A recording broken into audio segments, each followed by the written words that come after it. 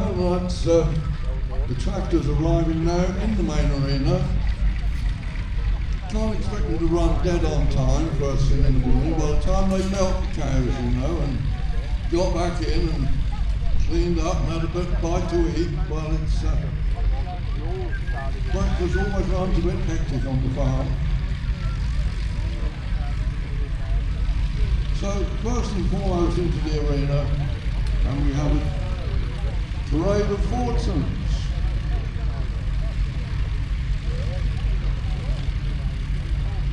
It's Fordson which everybody seems to remember from all the television films with the Land Army girls and tough times during the war. But they weren't these Fordsons. These Fordsons were the immediately post-war variety of the Major. And this was a tractor which was something completely different in its time. And if you look now at the tractors making their way through, and you can see this is the post-war livery with the orange wheels and the dark blue, and the Perkins B6 diesel engine. Some of them would have had the Fordson petrol engine, but later on they went on to the Perkins B6. It was quite a formidable tractor. If you notice most of these Fordsons in their leading the parade will have headlights. Some of them they've actually got electric. This is something that once again brand new. Because to have electrics on a tractor is something really special. You can work for 4 hours. But the most important thing is you need to become an electric starter.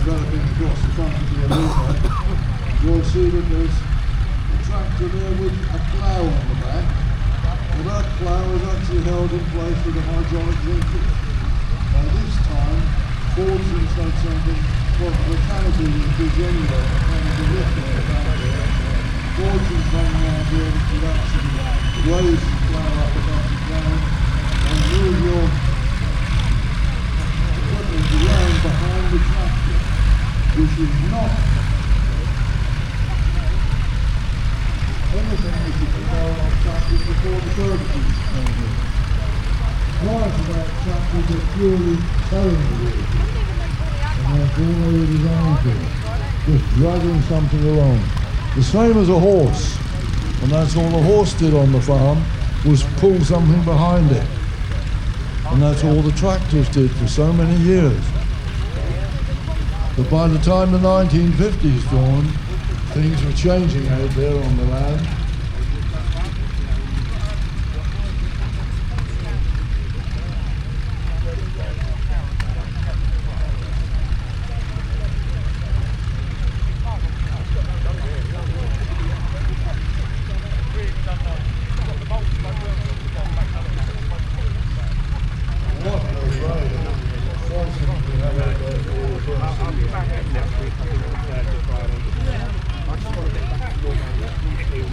The versatility of the tractor was really born in this period of time.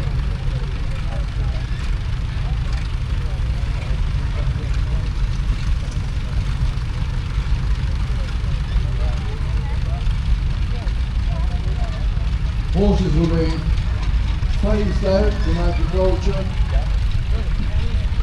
and farmers had tractors. Farmers were working. This was front row Britain really for agricultural work.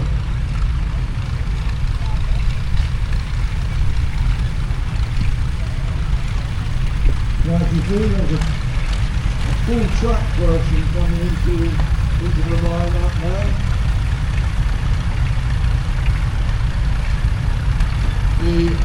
What everybody assumes is a Caterpillar track. This type of track was actually produced in this country on steam engines many years before. It was never really caught on here. We did export a few. One went across to the Yukon, I think it was a Foster. But Ford Trojan's actually produced a track version too for British use, but they never really caught on.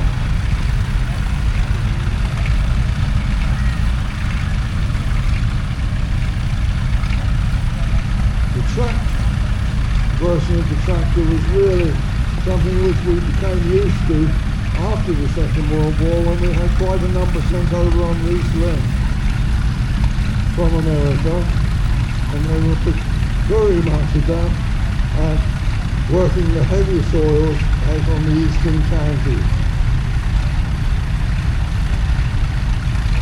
But you can see, looking along the line, by this time the Perkins diesel engine, the P6 particularly, had become standard engine for the use on these tractors.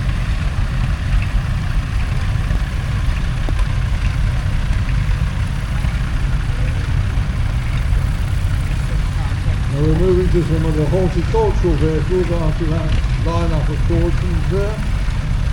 And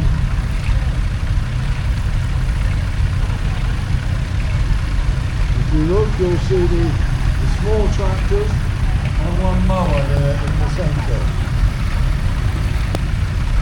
It's difficult to know where to fit the mowers in, but we managed to fit them in with the agricultural vehicles. And there's a half-track Fordson. That was another variant that was actually available around this period of time, but they were specially produced.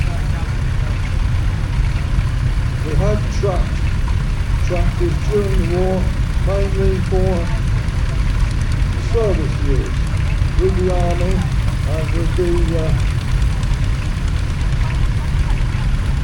RAF too, on airfield and barrels balloon work.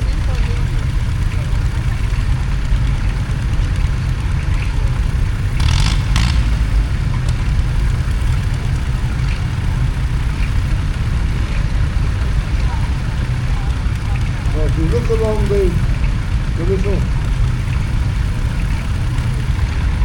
horticultural vehicles there, we work going backwards towards the tractors. We've got the British Anglian mower, which is a little single cylinder petrol engine mower. Then we've got the wheel horse, which is post-war. Now the Anglian mower is obviously, well, it was a similar design, but this is also too around that post-war period. And then we have the very much post-war in the 1960s with the wheel horse. This was a small tractor. It wasn't a ride-on mower. It was a small tractor in every respect. And next to it, you see the other little red tractor.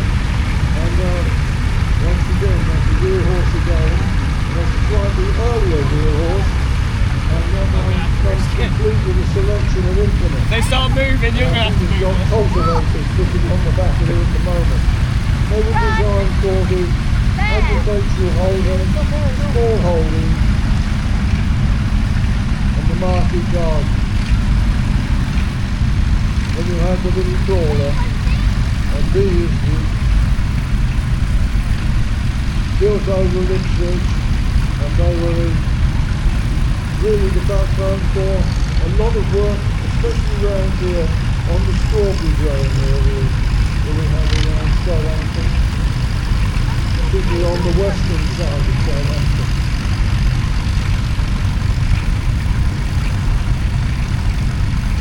There's a special train used to run up to London with strawberries there from those strawberry grounds at that time. And they were still with Fords after the horticulture vehicles.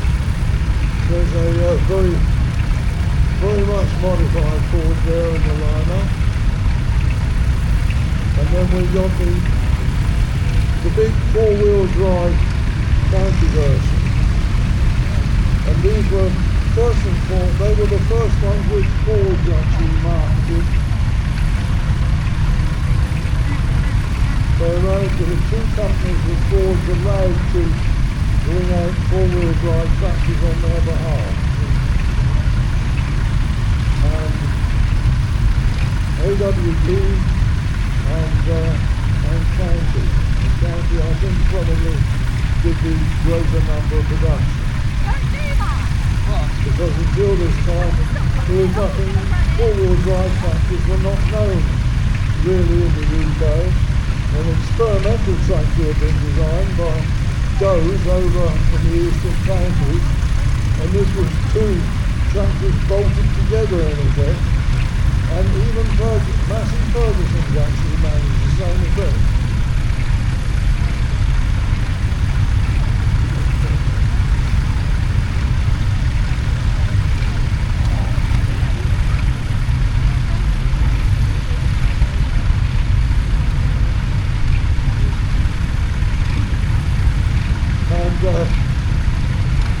If you look along, anybody catches sight of number 55 out there, there's a Fortune Major somewhere in the lineup. Well, that's a big special birthday event today, out there driving the Fortune Major.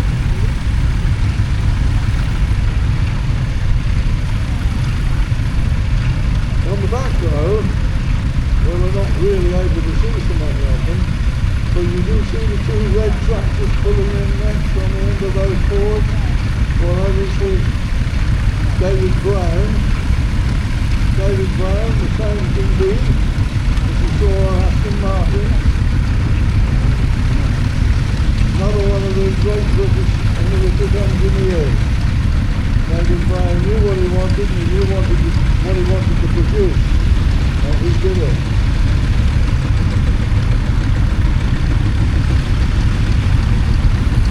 Manufacturers of all sorts of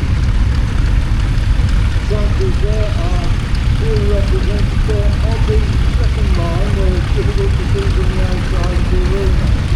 The little grey tractors, these are Ferguson. Harry Ferguson was an Irish engineer who built tractors up at Coventry.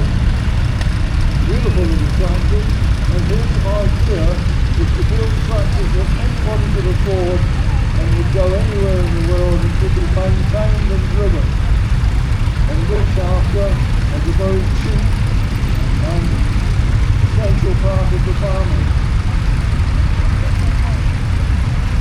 drive at the time. It was to put more and more land under the plough, and it was Ferguson actually that put the lid on horses on the British farm, because Ferguson's were a nice cheap little tractor.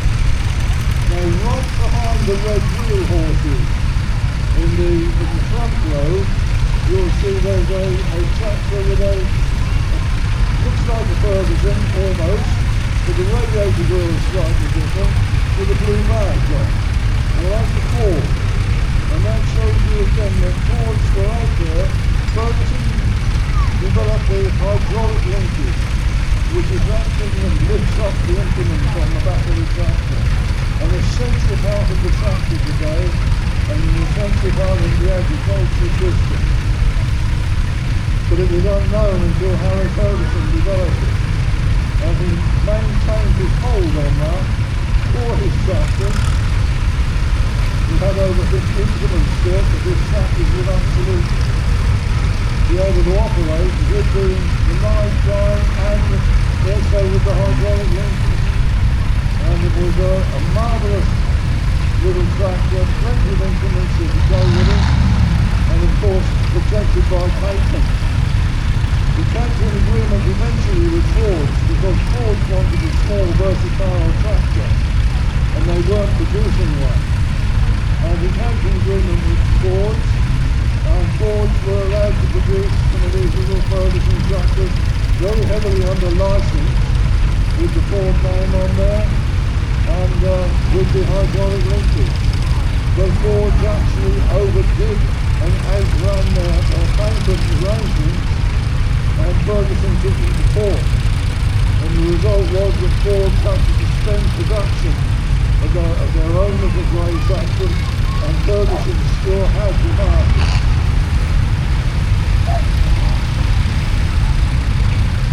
And there's one of the very, very rare little grey Fords out there in the lineup, second row back, right behind the wheel horses. And then you see going in through the gate and round the arena, red tractors with red bodywork, blue, and this little completely red tractor out there is the Farmore. This is one of those American tractors, and the American tractor became so heavily relied on here in this country during and after the Second World War. Farmore International.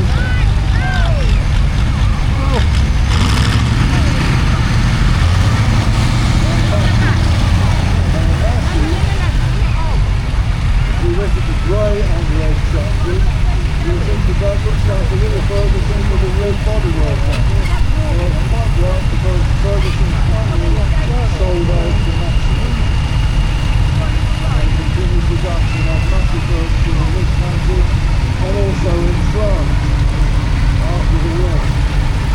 Well, it's nice to see so many P6s there. Large green John Deere's. Are those what the Fordsons are? Those are The 80th anniversary. all right. For the 27 Is that what they are? Because I know those are Fordson Majors, those early ones, Yeah. but they must be a different. Yeah, well, they got the diesel in, see, they've got the Perkins P6, which is quite rare to see so many of them here.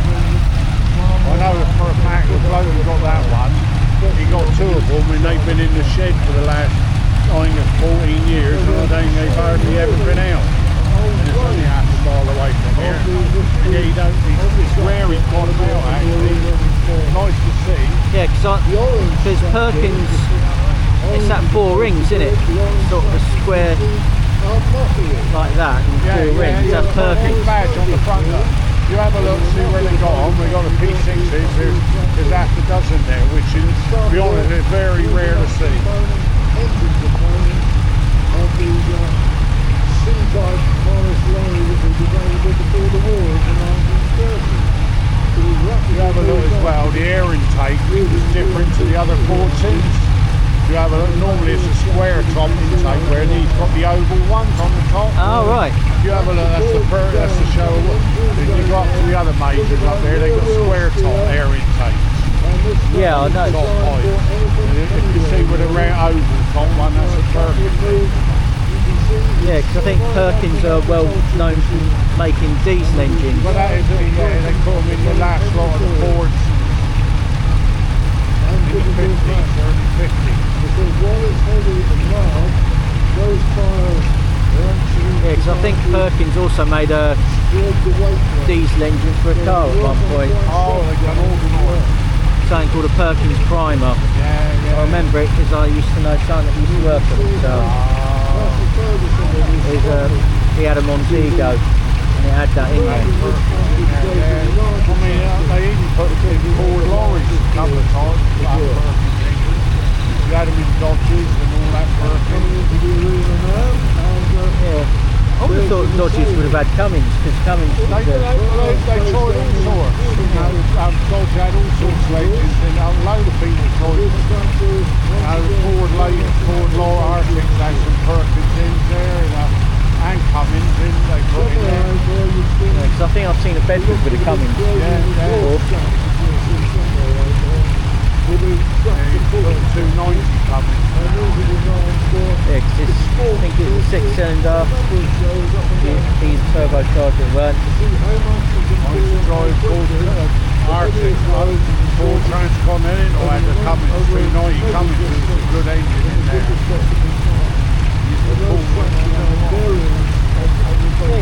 Speaking of lorries, I was looking at the American ones and I haven't got a clue about them. All I know, you either got Kenworth, Peacebills, or I think Detroit.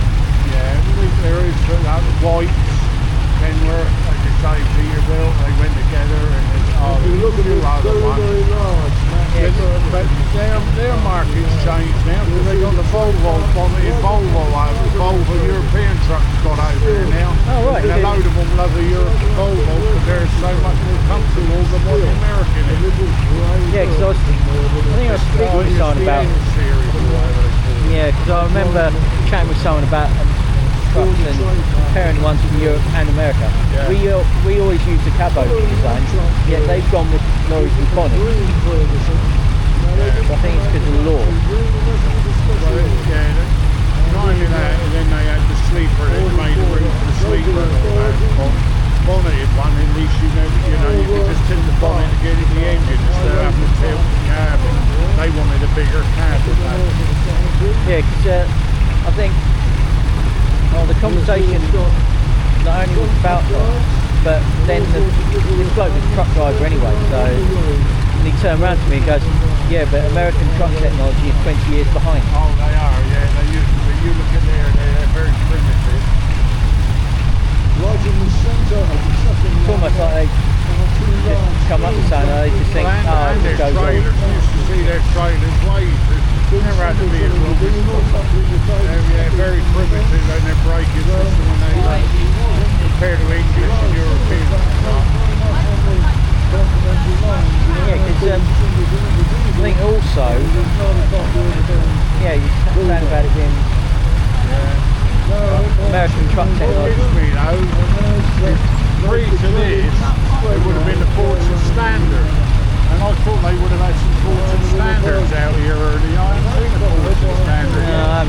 I've never seen one before anyway. Yeah, I know a little Standard, got the big wings on it. It's earlier pre the major.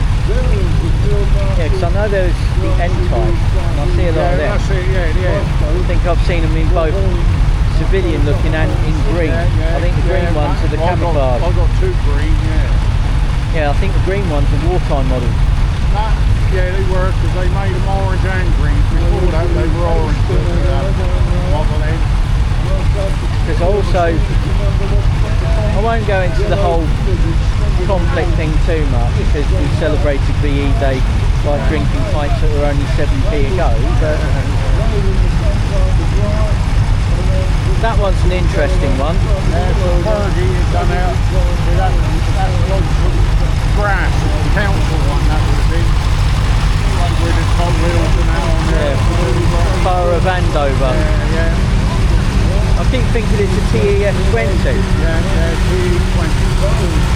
Yeah, because you've got TE20 and then there was TEF20, which I think evolved into 35.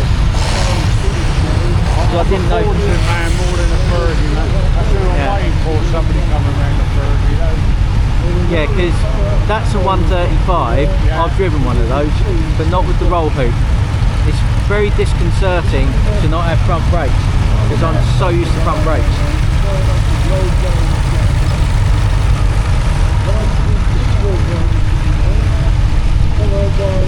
That annoys me. They shouldn't have people on trailers or anything like that. They're not insured in here, really. I think I've actually ridden on one when I was when we were doing something for bonfire night. But basically we got told to change.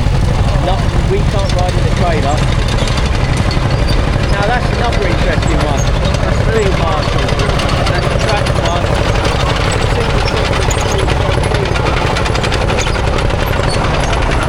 We could actually make it run backwards.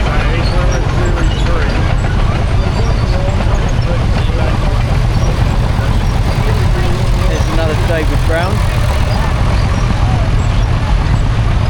That's where the letters DB come from on an Aston Martin, because he bought the company one. I think the latest one's a DB11.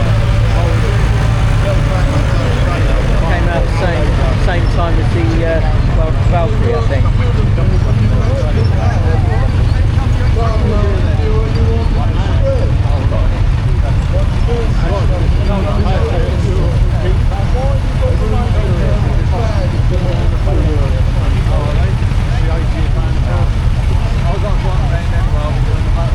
Is there any more traffic going?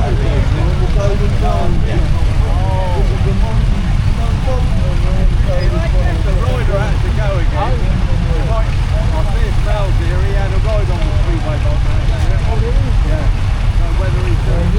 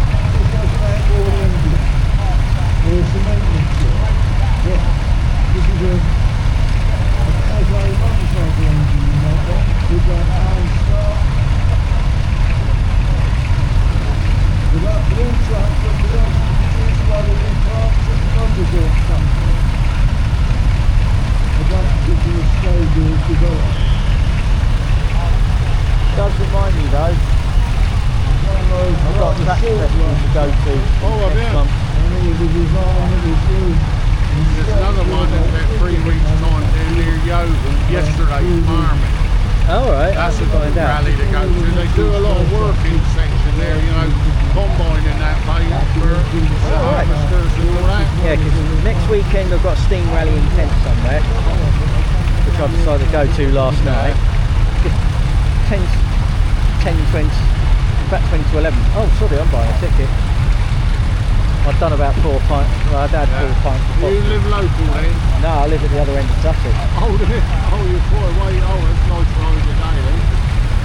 No, I came down yesterday. Well, I drove down to Chichester Thursday, stayed the night in Chichester. I wanted to visit the cathedral. That's lovely, isn't it? I went A couple of things I didn't do though, but yeah. I was going to do. I won't go into it too much, but I just thought, I can't be after it. Alright then, Peter. Really? Long time no see. No, it's nice. I was just saying it. Nice to see you now. Well, yeah. Yeah. Feel very good. Yeah, yeah. Oh,